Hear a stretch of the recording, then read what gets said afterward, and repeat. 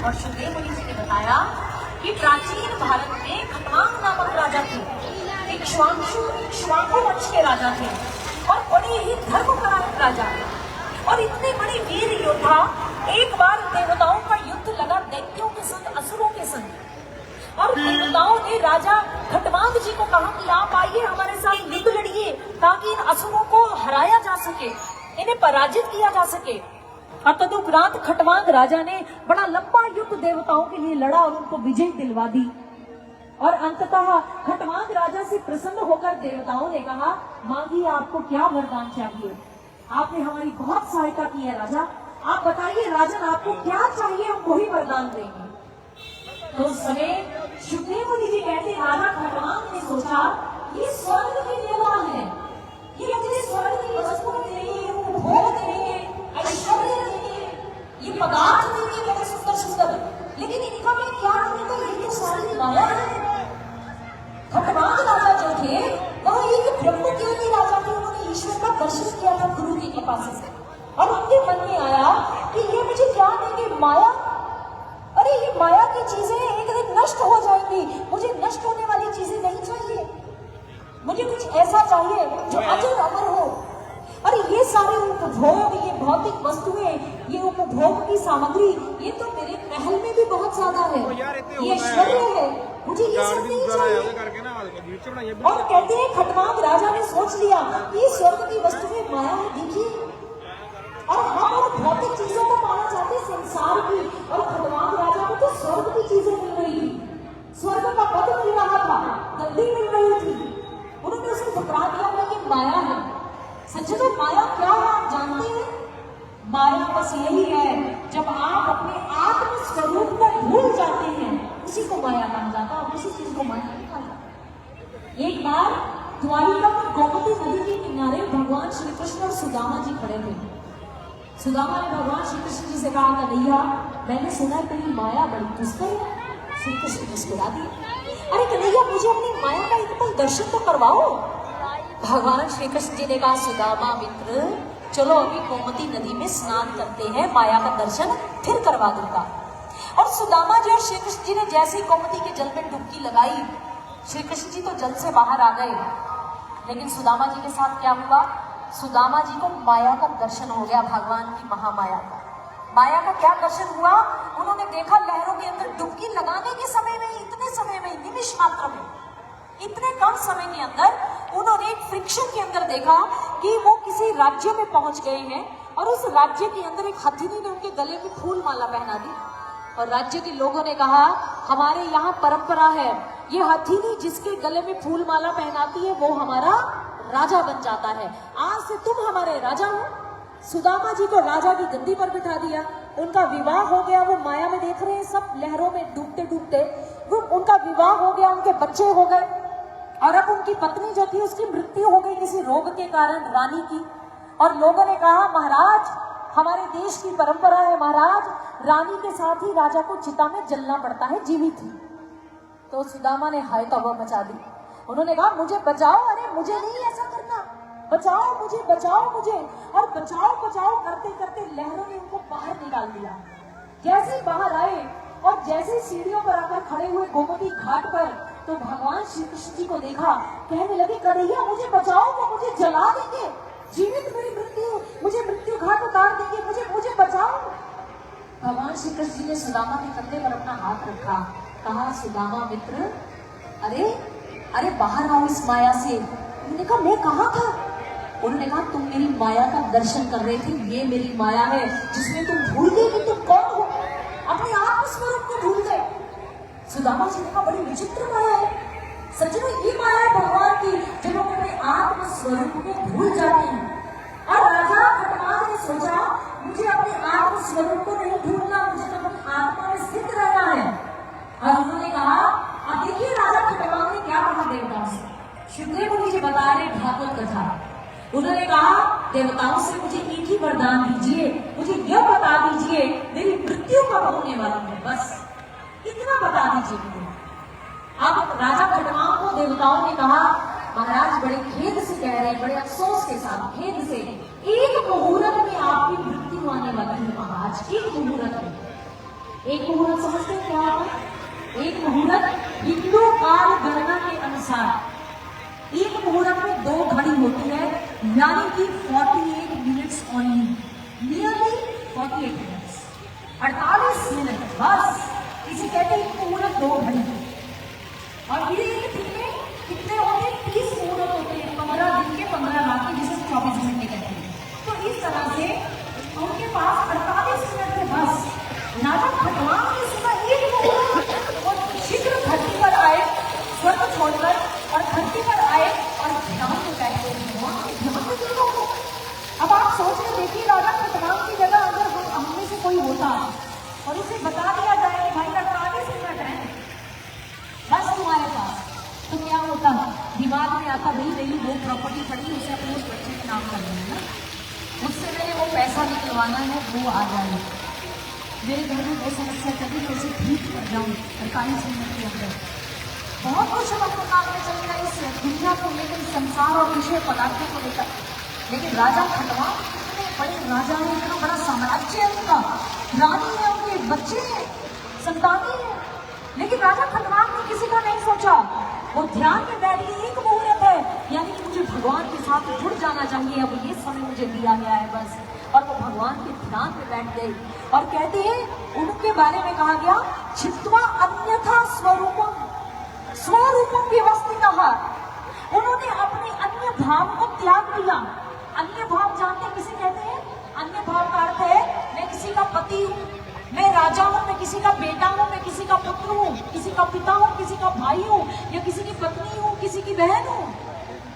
आपने अपने भौतिक शरीर को लेकर जो आइडेंटिटी बनाई है उसे अन्य भाव कहा जाता है हमारे शास्त्रों में। और राजा खटवांग ने उसका परित्याग कर दिया। भूल गए मैं कौन हूँ, कहाँ हूँ, शरीर के संबंध भूल गए, शरीर को भूल गए, और स्वरूपेण व्यवस्थित कहा, अपने निज रूप में, अपनी आत्मा में स्थित हो गए। हमारा अपना वास्तविक रूप क्या है? हमारा रूप है, हम आत्मा है, ईश्वर के अंश है, अविनाशी है। हमारे महापुरुषों ने कहा अमृतस्य पुत्रः, हम अमृत की संतानें हैं। और राजा खटवांग उस आत्म रूप में स्थित हो गए। और भागवत में इसे मुक्ति कहा गया है सज्जनों। भागवत महापुराण कहती है कि जब आप अपने इन भावों को त्याग देते हैं, ईश्वर के दर्शन में, उनके ध्यान में लीन हो जाते हैं, अपने उस आत्म रूप में, अपनी सोल लेवल से जुड़ जाते हैं, कनेक्ट हो जाते हैं। वो सोल जिसे इमोर्टल एलिमेंट कहा गया, डिवाइन स्पार्क कहा गया, स्पार्क एलिमेंट कहा गया, उस आत्म तत्व में आप स्थित हो जाते हैं। क्यों स्थित आप तभी होंगे जब आपने जीवित रहते हुए इस आत्मा का दर्शन किया है। और वो आत्मा प्रकाश रूप में हमारे अंदर है, हमारे शास्त्र कहते हैं। और इसी आत्मा के दर्शन के लिए गीता में भगवान श्री कृष्ण अर्जुन से कह रहे हैं कि अर्जुन आत्मा अजर अमर है।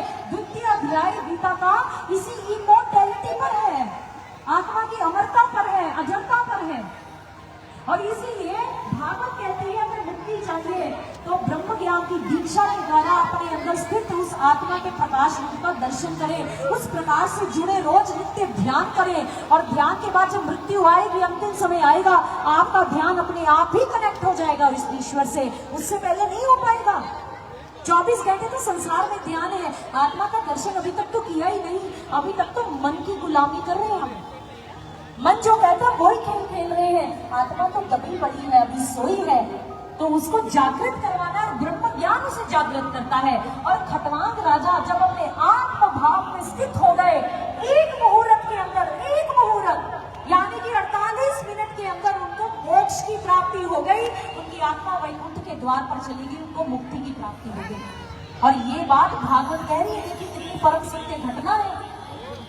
और ये बात सुखदेव मुनि जी ने कही कि एक मुहूर्त में भी राजा परीक्षित मुक्ति हो सकती है, बशर्ते वो ब्रह्म ज्ञान और ऐसा गुरु आपके जीवन में आया हो, आपने उस ईश्वर के परम प्रकाश रूप का दर्शन अपने भीतर प्राप्त किया हो।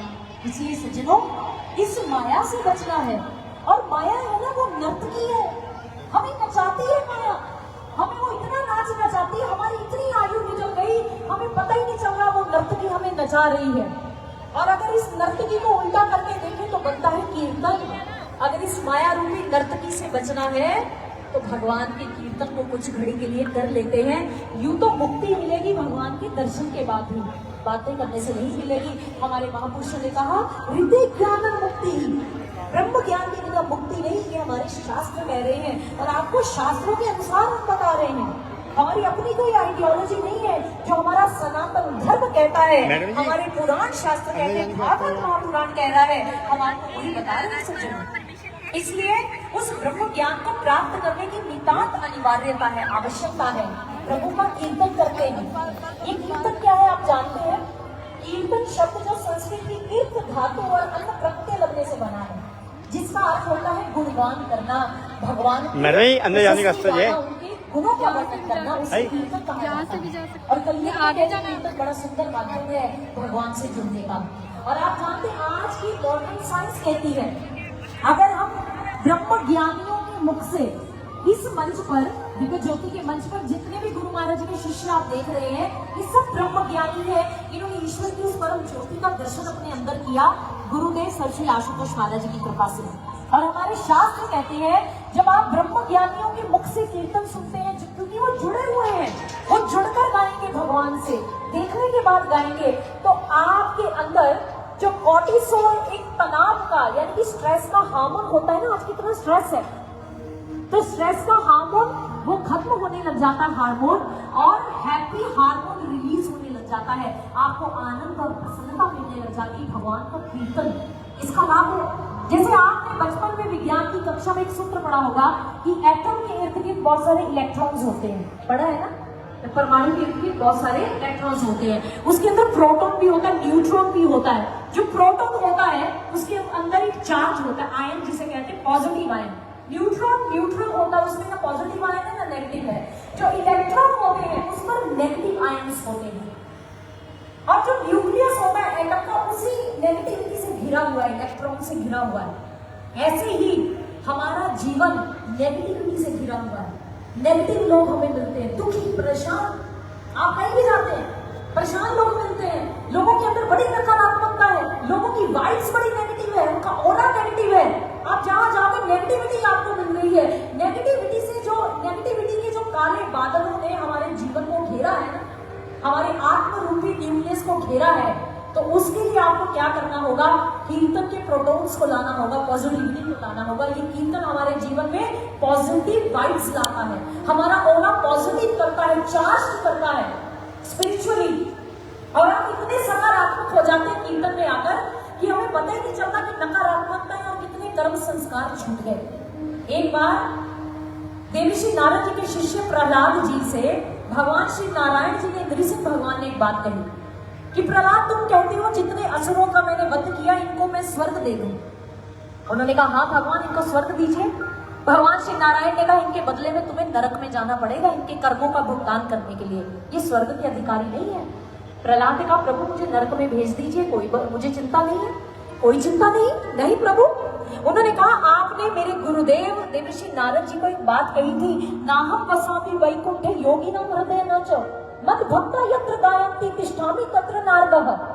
उन्होंने ये कहा था कि मेरे गुरुदेव से, हे प्रभु नारायण आपने कहा था, ये पद्म पुराण का श्लोक है, पद्म पुराण के उत्तरखंड का, कि ना मैं वैकुंठ में रहता हूँ, ना कैलाश में रहता हूँ, ना ब्रह्मलोक में रहता हूँ, मैं ना योगियों के हृदय में रहता हूँ। कहाँ रहता हूँ? जहाँ मेरे भक्त मेरा कीर्तन करते हैं मैं वहां निवास करता हूँ। भगवान ने कहा हाँ मैं वचन दिया है, मैंने दिया है, सत्य है। तो प्रहलाद जी ने कहा भगवान बस मैं इसी का उपयोग करूंगा, मैं नरक में जाकर भी आपका कीर्तन करूंगा प्रभु। जब आपका कीर्तन करूंगा तो आपको अपना वचन निभाना होगा, जहां आपका कीर्तन होगा आपको आना होगा। जहां भगवान आ गए फिर वो नरक नहीं रहेगा, वो तो वैकुंठ से भी बढ़कर हो जाएगा प्रभु। इसीलिए मुझे कोई चिंता नहीं है प्रभु, ये कीर्तन की महिमा है। इसलिए सज्जनों आइए कुछ समय के लिए हम उस कीर्तन को श्रवण करते हैं। और आज के समय में जो हमारे देश के जेनजीज हैं, अभी तो अल्फा जनरेशन भी आ गई है, पर जेनजीज की बात हो रही है, तो जो जेनजीज हैं वो भी आज के समय में कीर्तन करते हैं। और इस टर्म को नाम दिया गया है भजन क्लबिंग। वैसे भजन क्लबिंग कहते हैं कीर्तन को, बड़े कॉन्सर्ट की तरह कीर्तन होता है, शुद्ध भजन उसमें चलते हैं, चौपाइयों का गायन होता है, और जेनजीज आते हैं उसमें भजनों को गाते हैं, गुनगुनाते हैं। क्यों? ताकि स्ट्रेस का लेवल कम हो सके, हैप्पी हार्मोन रिलीज हो सके हमारे ब्रेन के अंदर, उन्हें प्रसन्नता मिल सके। लेकिन प्रसन्न रहने का परमानेंट सोल्यूशन क्या है? ब्रह्म ज्ञान की दीक्षा, ईश्वर की डायरेक्ट परसेप्शन को प्राप्त करना, ये है। और अगर कुछ समय के लिए स्ट्रेस से दूर रहना है तो भजन क्लबिंग करते हैं आज हम भी यहाँ पर, जिसे जैनजिस कहते हैं और इसे शास्त्रों में कीर्तन कहा गया है। तो आइए हम भी प्रभु के कीर्तन में मग्न होते हैं और उसे श्रवण करते हैं। एक जय घोष लगाएंगे, बोलिए वृंदावन बिहारी लाल की, लड्डू गोपाल की।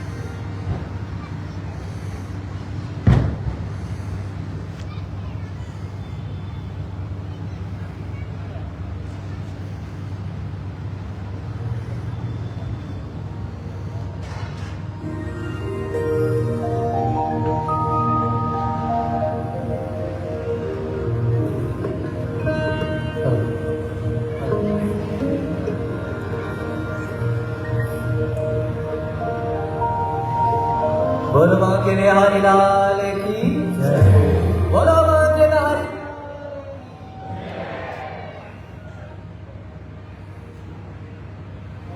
गोपाल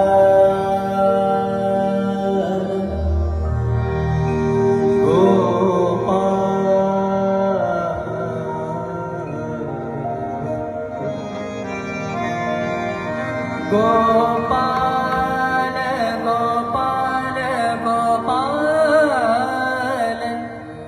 गोपाल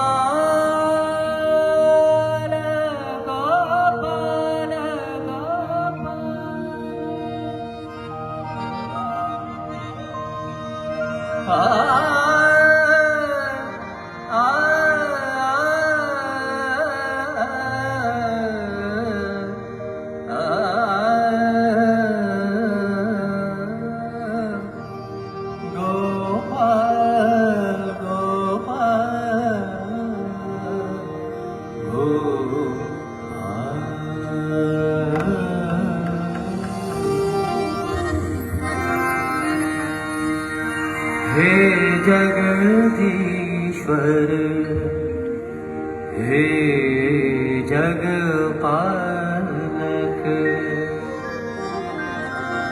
करुणामयी भगवान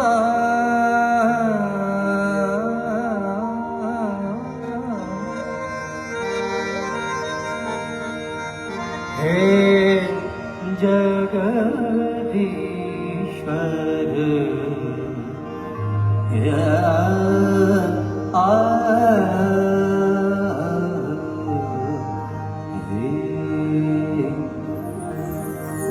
हे जगदीश्वर हे जगपालक हे जगदीश्वर हे जगपालक हे जगदीश्वर हे जगपालक हे जगदीश्वर हे जगपालक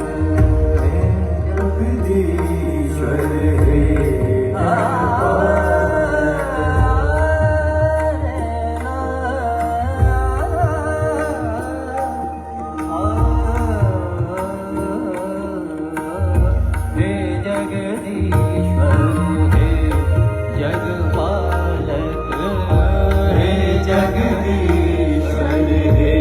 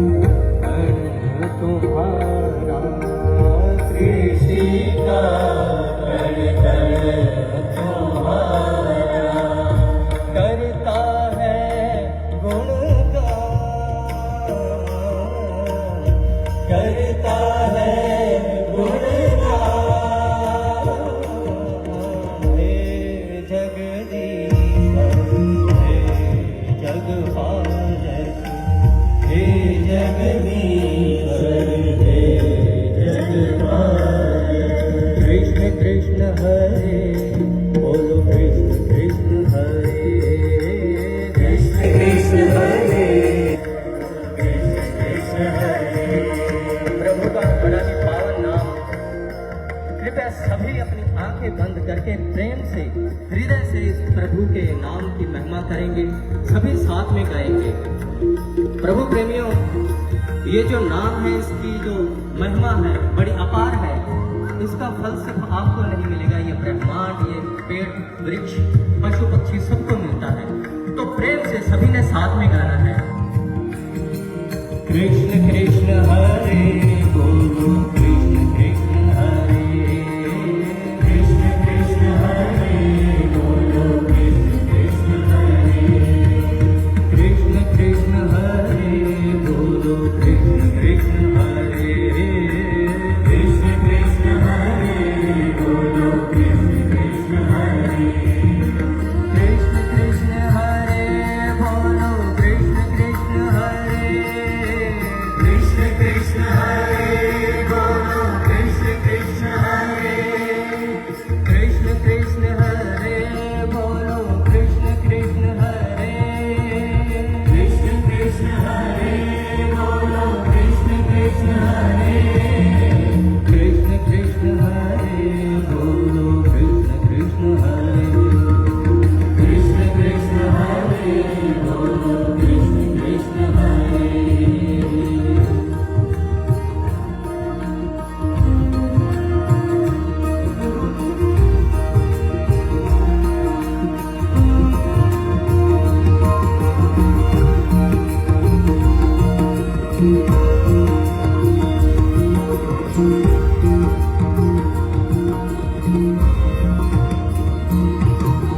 गोविंदा गोपाल मनोहर मोहन मदन मुरारी, सभी गाएंगे। गोविंदा गोपाल मनोहर मोहन मदन मुरारी, गोविंदा गोपाल मनोहर मोहन मदन मुरारी, गोविंदा गोपाल मनोहर मोहन मदन मुरारी, श्याम सुंदर श्रीकांत सुरेश्वर, श्याम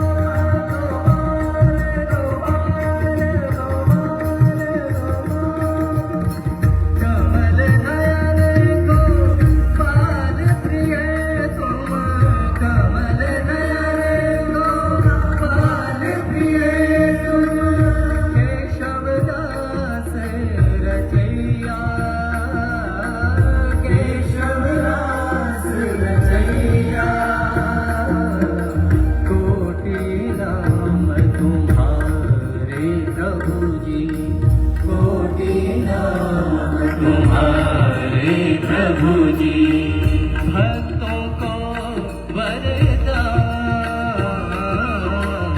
भक्तों को वरदान।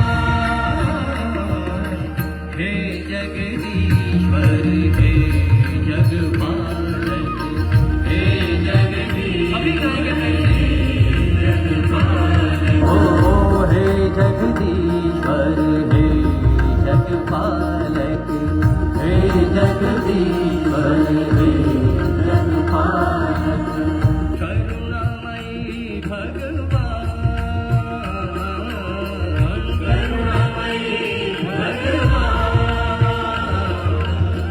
हे जगदीश्वर हे जगपालक, हे जगदीश्वर हे जगपालक। कृष्ण कृष्ण हरे बोलो, कृष्ण कृष्ण हरे, कृष्ण कृष्ण हरे बोलो, कृष्ण कृष्ण हरे, कृष्ण कृष्ण हरे बोलो, कृष्ण कृष्ण हरे, कृष्ण कृष्ण हरे बोलो, कृष्ण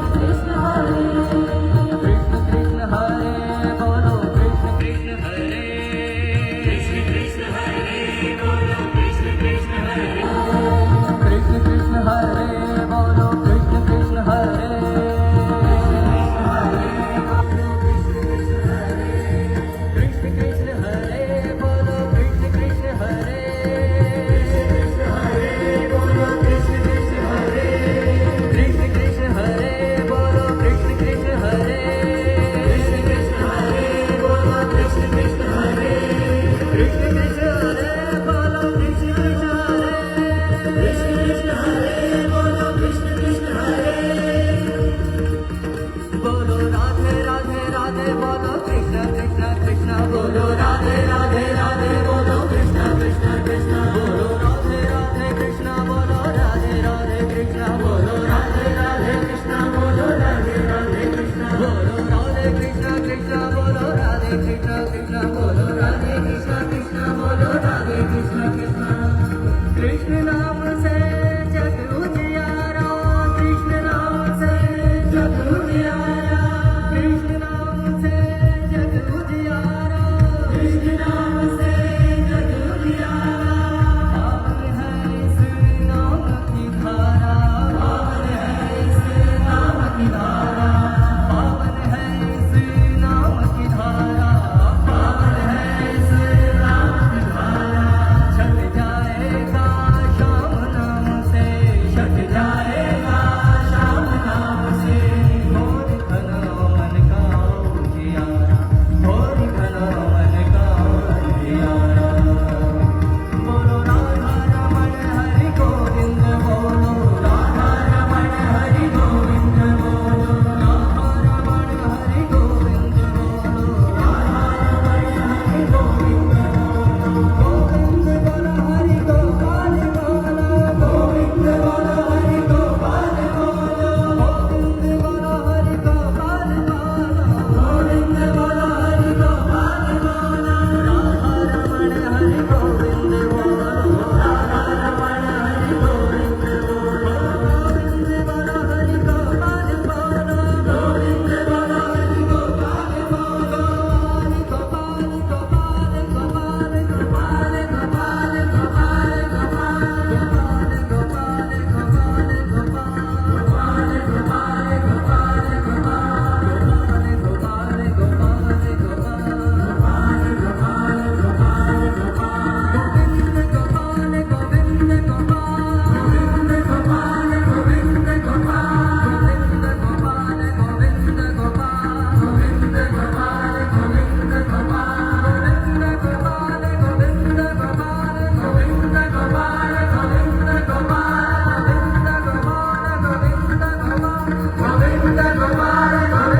गोपाल गोपाल गोपाल गोपाल गोपाल गोपाल गोपाल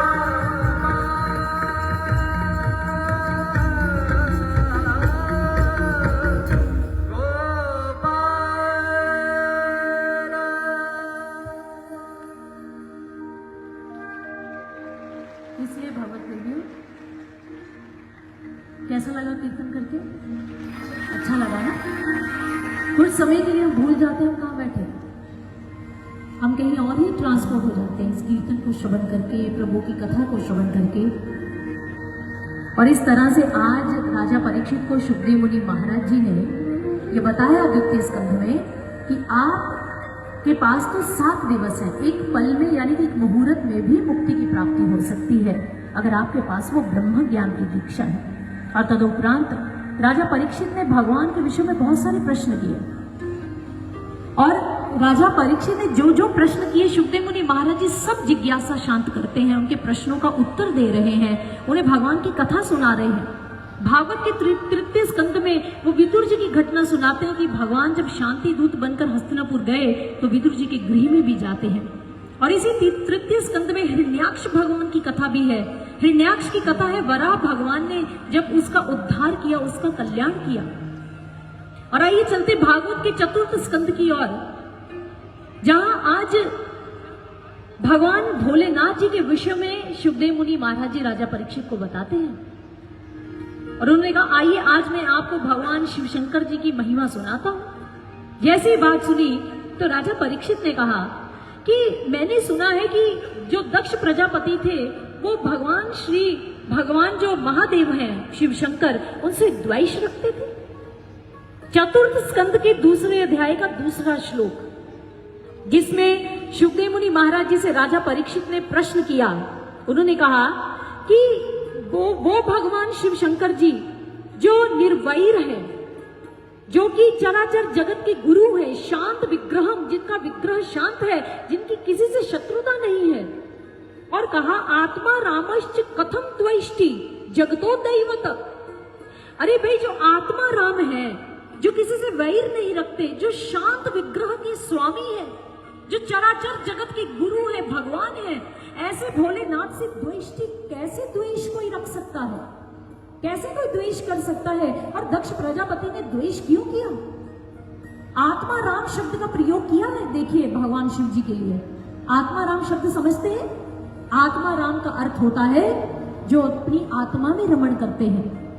हमें अपने सुख के लिए, खुशी के लिए बाहरी सांसारिक वस्तुएं चाहिए, कोई व्यक्ति चाहिए, कोई सहारा चाहिए, लेकिन जो आत्मा राम होते हैं वो इन बाहरी विषय पदार्थों पर आश्रित नहीं होते, वो अपनी आत्मा से ही सुख और आनंद की प्राप्ति कर लेते हैं। उन्हें आत्मा राम कहा गया है। शुकदेव मुनि महाराज जी को भी भागवत महापुराण में आत्मा राम शब्द से संबोधित किया गया है, जो भगवान की भक्ति में लीन रहते हैं, जो अपनी आत्मा में ही रमण करते हैं। और कहते हैं, उन्होंने कहा ऐसे भगवान शिव से वैर कैसे?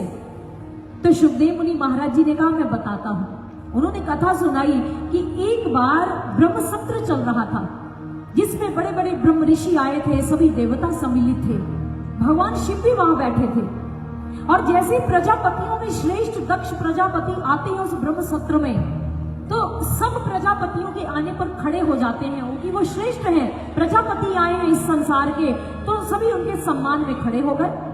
लेकिन भगवान शिव अपने स्थान पर बैठे रहे, वो खड़े नहीं हुए। खड़े भी क्यों हो? क्योंकि वो तो सबसे बड़े हैं, सबसे श्रेष्ठ हैं। तो दक्ष प्रजापति उनके सामने क्या है? तो इस तरह से दक्ष प्रजापति ने मन में द्वेष रख लिया कि ये भोलेनाथ, ये शिव शंकर जो है, ये मेरे से द्वेष करता है, ईर्ष्या करता है मेरी पदवी से, मेरे सम्मान में खड़ा नहीं हुआ, इसने मेरा अपमान किया। और उसी सभा के अंदर दक्ष प्रजापति ने भगवान भोलेनाथ जी का बड़ा अपमान किया, घोर उनकी निंदा की, निंदा भरे शब्द कहे। लेकिन आपको एक बात बताना चाहते हैं, भागवत महापुराण पर बहुत सारे संतों ने अपनी टीकाएं लिखी हैं, अपना वर्जन लिखा है, जाने की अपना एडिशन लिखा है। और श्रीधर स्वामी जी ने भी लिखा है। और श्रीधर स्वामी कहते हैं कि कोई व्यक्ति अपने स्थान पर उपस्थित नहीं है और दूसरा व्यक्ति उसकी निंदा करता है तो ये पाप माना जाता है। जिसकी चर्चा हम करते हैं, चुगली करते हैं, वो व्यक्ति वहां नहीं है तो ये पाप माना जाता है। और श्रीधर स्वामी जी अपनी टीका में लिखते हैं, भागवत की टीका में, कि भाई ये तो भोलेनाथ जी की निंदा की बात हो रही है, भगवान की निंदा, भगवान की चुगली, उनके लिए अपमान भरी शब्द। और भगवान की निंदा भागवत महापुराण में तो नहीं लिखी जा सकती है। भागवत महापुराण जो कि समाधि की भाषा में लिखा महापुराण है। और श्रीधर स्वामी कहते हैं कि ये जो दक्ष प्रजापति है ना, बड़ा चतुर है। कहते हैं एक तरह से भगवान का भक्ति है ये, इसने निंदा नहीं की, इसने निंदा भरे शब्दों में भगवान भोलेनाथ की स्तुति ही कर दी। कैसे? क्योंकि दक्ष प्रजापति ने कहा, भागवत कहती है, उसने कहा प्रेता वासेषु।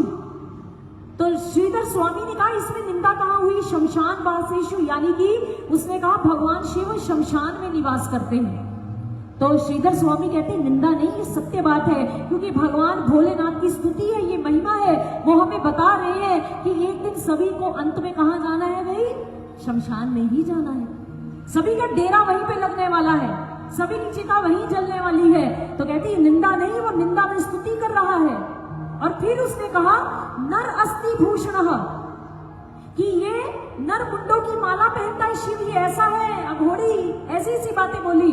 श्रीधर स्वामी कहते हैं निंदा नहीं है, ये भगवान भोलेनाथ बता रहे हैं नर मुंड की माला पहने हुए हैं। तो वो बता रहे हैं, समझा रहे हैं कि भाई आवागमन के चक्र से बच जाओ। ये मुंड यानी कि काल को अपना सिर मत दो, भगवान के आगे अपना सिर झुकाओ, भक्ति करो। वो तो ये समझा रहे हैं।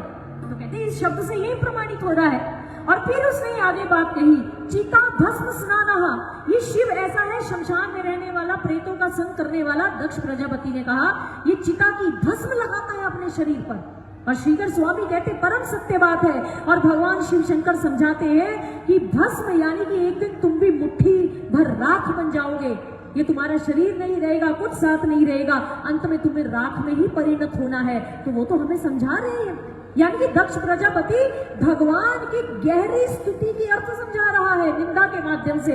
ये निंदा नहीं है। देखिए टीकाकारों की बुद्धि कितनी सकारात्मक है, भक्ति से भरी है। और अंत में कहा तमो मात्रात्मकम, वो कहते हैं कि ये तमोगुणियों का स्वामी है। अरे इसके दरबार में राक्षस भी आ सकते हैं, तमोगुणी भी आ सकता है। तो श्रीधर स्वामी कहते हैं ये तो अच्छी बात है ना, तमोगुणी कहाँ जाएगा? जो तमोगुण से भरा हुआ एक मनुष्य है, जिसमें बड़ा क्रोध है, जो विषय वासनाओं का लोलुप है, कहाँ जाएगा बेचारा? उसके लिए भी तो कोई दरबार होना चाहिए। और डोंगरे जी महाराज अपनी भागवत में ये बात कहा करते थे कि श्री राम जी का दरबार ऐसा है जिसके बाहर सेवादार बन के हनुमान जी बैठे हैं, और हनुमान जी उसी को उस दरबार में जाने की आज्ञा देते हैं, उन्हें प्रवेश करवाते हैं जिसने कभी किसी पर गलत दृष्टि नहीं डाली। जो श्री राम जी की तरह गुणवान है, गुणों वाला है, वही उनके दरबार में जाता है। लेकिन भगवान शंकर जी का दरबार ऐसा है जिस दरबार में कोई भी तमोगुणी जा सकता है, अपराधी जा सकता है, राक्षस प्रवृत्ति वाला जा सकता है। ये ऐसा दरबार है।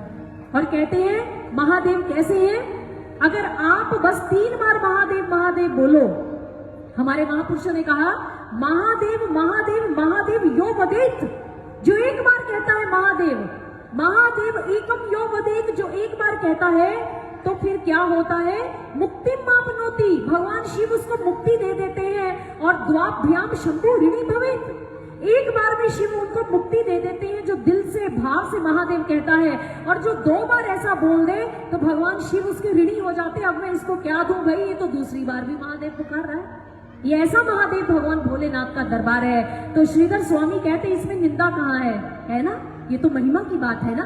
तो ऐसे भोलेनाथ जी से दक्ष प्रजापति ने वैर रखा, और वो प्रजापति दक्ष जो है उसने बहुत बड़ा यज्ञ किया जिसमें भोलेनाथ जी को नहीं बुलाया, और मां सती उसमें दहन हो गई, अपने शरीर को भस्मीभूत उन्होंने कर लिया योग समाधि में उतरकर। हम कथा जानते हैं। और भगवान ने वीरभद्र को प्रकट किया, और उस दक्ष प्रजापति को जब उसने ब्रह्म सत्र में भगवान का अपमान किया, निंदा की, उस समय तो भगवान शिव शंकर ने उसको क्षमा कर दिया। तो किसी ने प्रश्न किया महर्षि वेदव्यास जी से कि आप ये बात बता रहे हैं कि भगवान शिव ने एक बार माफ कर दिया, फिर दूसरी बार वीरभद्र के द्वारा उसका सिर क्यों कटवा दिया दक्ष प्रजापति का? तो महर्षि वेदव्यास जी बड़ी सुंदर बात बताते जो हमारी भारतीय संस्कृति की बात है। हमारी भारतीय संस्कृति कहती है क्षमा वीरस्य भूषणम, क्षमा करना, किसी को माफी देना एक वीर का भूषण होता है। कायर दिल वाला, छोटे दिल वाला कभी किसी को माफ नहीं कर सकता। ये बड़े हृदय का स्वामी ही है जो किसी को क्षमा दे सकता है। ये वीरों की बात कही गई, इसलिए ये लोकोक्ति है। उन्होंने क्षमा किया। लेकिन हमारी भारतीय संस्कृति कहती है, जैसे दिनकर जी ने लिखा, क्षमा शोभती उस भुजंग को जिसके पास गरल हो। वो क्या जो दंतहीन विषरहित विनीत सरल हो। कहते मान लो कोई सांप पड़ा है, सांप को कोई बच्चा पत्थर मार रहा है, कंकर मार रहा है, उसे हिला रहा है, तो कहते हैं वो सांप कहे जा जा मैंने तुझे माफ किया, भाई तुझे विषैला नहीं किया। बाद में पता चला अरे सांप के मुख में वो विष वाला दांत ही नहीं था। तो ऐसे सांप को क्या करना, ऐसी क्षमा को क्या करना? यानी कि क्षमा उसी को शोभा देती है करना जिसके पास बल है, शक्ति है। शक्ति होते हुए, सामर्थ्य होते हुए भी कोई क्षमा करे तो ये बहुत बड़ी बात है हमारी भारतीय संस्कृति में। अगर कोई बार बार आपकी माफी देने पर भी नहीं सुधर रहा तो फिर उसको बल का प्रयोग करके साम दाम दंड भेद से समझाना चाहिए। ये भगवान शिव अपने चरित्र से समझा रहे हैं जब उन्होंने वीरभद्र को प्रकट करके दिखाया। और सज्जनों, ये हमारी भारतीय संस्कृति में हुआ है। जब हमारे देश को गुलाम बनाने के लिए अंग्रेज आए तो फिर क्या हुआ? प्रथम स्वतंत्रता संग्राम हुआ कि नहीं हुआ? बताइए, हुआ ना? आजादी की लड़ाई हुई कि नहीं हुई? जिसमें मंगल पांडे, तात्या टोपे, झांसी की रानी सभी थे। लेकिन वीर सावरकर जी कहते हैं कि ये प्रथम स्वतंत्रता संग्राम नहीं था, इससे पहले भी भारत को आजाद करवाने के लिए बहुत मुहिम चली, बड़ी क्रांति हुई। क्योंकि भारत पर जब जब भी किसी ने आकर आक्रमण किया, लोगों ने एक बार माफ किया, एक बार तो क्षमा कर दिया गया। जैसे पृथ्वीराज चौहान जी ने गौरी को, मोहम्मद गौरी को कितनी बार क्षमा किया, अंत में फिर तीर मार दिया ना उसके गले में, उसको मृत्यु घाट उतार दिया कि अब नहीं तुझे माफ किया जाएगा, जब उनको धोखा भी दिया गया। तो जैसे ही हमारे देश को स्वतंत्र करवाने के लिए हमारे क्रांतिकारियों ने बहुत बार क्षमा भी किया, लेकिन अंततः उन्होंने बीड़ा उठा लिया कि अब इन लोगों को जो आक्रांता बनकर हमारी धरती पर आए हैं, इनको खदेड़ना होगा, इनके दांत खट्टे करने होंगे। अब इनको क्षमा नहीं किया जाएगा, अब इनको मृत्यु घाट उतारा जाएगा। सबसे पहले हमारे देश में डच आए गोवा से, और केरल में आने के लिए पुर्तगाली आए, व्यापारी बनकर आए। और कहते हैं केरल के अंदर राजा थे मार्तंड वर्मा जी, जिन्होंने अपनी सेना ली, उन पुर्तगाली और डच को भगा दिया, भागो यहाँ से, हमारी भारत की धरती से। और कहते पुर्तगाली सेना कभी किसी से हारती नहीं थी, वो ऐसी विश्व की सेना थी। लेकिन मार्तंड वर्मा राजा जो थे दक्षिण भारत के, केरला के, उन्होंने उनको हरा दिया। और कहते हैं जितने कमांडर थे पुर्तगाली सेना के, उनके आगे घुटने के बल वो क्षमा मांगने के लिए बैठ गए कि हमें मारिएगा मत, हमें क्षमा कर दीजिएगा। लेकिन बहुत सारे सैनिकों को मारा गया और पुर्तगाली सेना वापस लौट गई। और उसके बाद बहुत सारे अंग्रेज आने लग गए हमारे देश के अंदर आक्रांता बनकर। और फिर सन्यासियों ने विद्रोह किया, एक सन्यासी विद्रोह हुआ जिस पर बंकिम चंद्र चट्टोपाध्याय जी ने क्या लिखा था? आनंद मठ उपन्यास लिखा था सन्यासी विद्रोह के ऊपर, जिसमें उन्होंने पहली बार वंदे मातरम गीत को इंट्रोड्यूस किया था। वंदे मातरम वहां से आया है। और कहते हैं सन्यासियों ने बड़े लंबे समय तक गांव-गांव में जाकर लोगों को जगाया। वो सन्यासी थे और उन्होंने इन अंग्रेजों के, उनकी आंखों में वो किरकिरी की तरह चुभने लग गए और बड़े दशक लगे सन्यासियों को खदेड़ने के लिए अंग्रेजों को। लेकिन सन्यासियों ने अंग्रेजों को पीछे कर दिया, लोगों को जागृत किया गांव-गांव में जाकर।